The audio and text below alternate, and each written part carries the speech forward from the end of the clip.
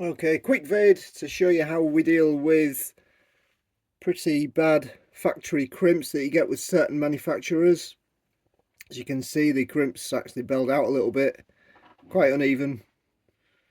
All we do, chuck it up in the turnover tool.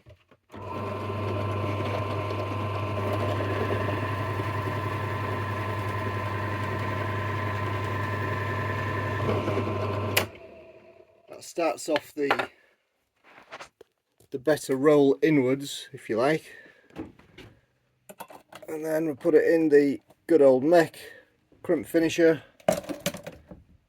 give it a blast, and that is a much better result. That's what we want. It's nice beveled edge to the roll crimp, the fold crimp, sorry, and it's going to feed better in our autos. There you go.